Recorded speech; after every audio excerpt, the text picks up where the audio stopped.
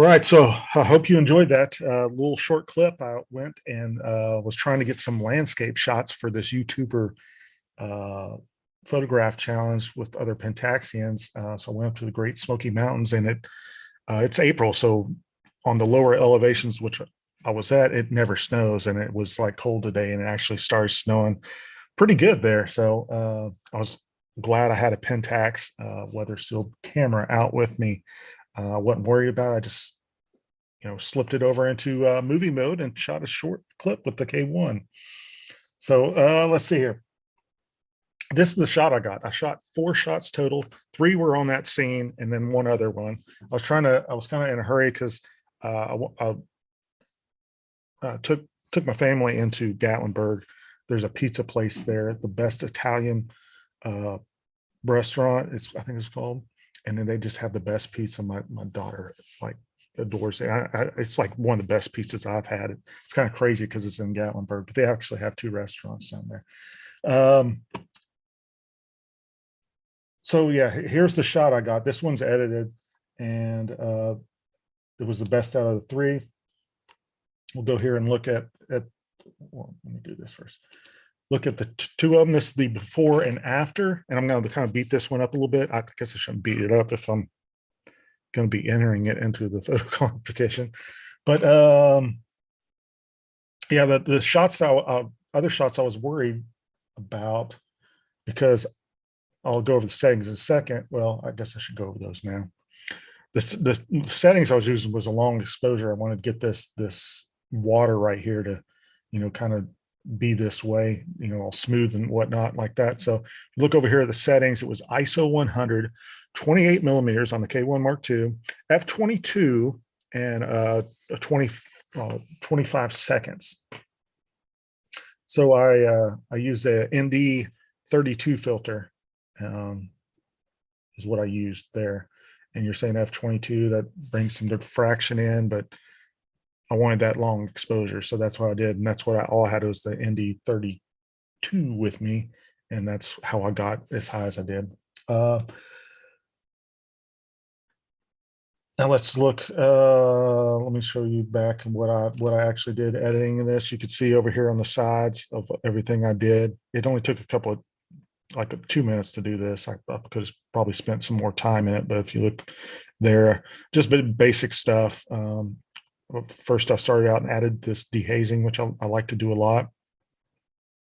Came back, add a little bit of clarity, and then just gave it a little bit more color here because it was kind of not a lot of color. Did the highlights and shadows a little bit, added some contrast. And once you do all that stuff, it looks kind of dark. So I added in some exposure there, and it's still up here. It looks kind of dark on here, but I think the photo came out good because you got a lot of darkness over here, and just that bright leading line of the stream or river there. And let's look at it, and I'm going to tear it apart right now. I think there's too much clarity in this. It kind of looks a little bit too much HDR-ish. And on the other shots, I knew I was going, this long exposure. When you do that, a lot of these like branches and stuff get, they're moving because it's windy, so they're not going to be as sharp. But the rocks look really sharp. Go here and I'll show you. See that it's not too. I mean, I'm at 100% here, so let me go back here. That in so I could see where I'm going. Yeah, so these branches right here at the tip, they got really, really soft and kind of winded over. But overall, I think it's a pretty good shot, and there's something I missed. Can you identify it? There's something that's like off about this shot, and it's right up. It's right here. I'm just going to leave it in there, but there were some specks of one of the shots had too much of this, and I didn't even notice this till I finished editing it. Yeah, there were spots of water on that filter, and it added into the shot as kind of like a lens flare or whatnot. But yeah, there and there. But overall, it's a solid image. But there's so many shots like this out there, So I don't think I'm gonna enter this one. I like the next shot I'm going to show you better, but I don't think this is a decent solid image. Nothing horribly wrong with it, but I'm just I guess sometimes I'm a little harder on myself than I am other people. But like I said, I took 3 shots, and I did all these shots within like less than 10 minutes. So we've got this one here, and let's look at the next one. I guess I should learn the oops, shortcuts for these. Let's try that. Let's see here. This is the one I really like. Some people might say this isn't as good as the last image, but I really like it. Look, I didn't touch this at all. I just exported it out straight as JPEG, and you can see the settings here. And I'll close this down so you can see a little bit better. All these 2 images I've uploaded to my Flickr account, so I'll leave that below if you want to look at them more in detail. ISO 100, 28 millimeters, f/22 8-second exposure, and this is what it looks like. I really liked it. I like it a lot. I was worried when I shot it. This is the only shot I shot of this scene. I was worried about this tree. I didn't think it would turn out, and I think the little tiny sapling just adds to this shot. I really like this one a lot. I think I was off level, but I was like, okay, this bottom part looks level. This looks off level. We've got this little whirlpool going around with the long exposure, and it just this little tree adds to it. Just says this is how harsh this is. Trying to survive, hold on to this rock or whatnot. So I thought that was pretty cool. Like I said, I didn't edit it at all. I just exported it as a JPEG. I did shoot it in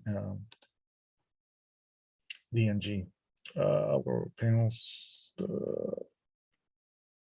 All right, I was just going to show you here. I thought about adding something cool here, but I mean, you can look in here, man. Look, this is really sharp. And you're saying diffraction, f/22, get away. It's really sharp. So anyway, and I didn't say what lens I shot this with. Extreme caution. I was going to add something in here. I probably should if I'm going to enter this one and put something about Pentaxians, or put Kobe was here. I don't know what I did. But anyway,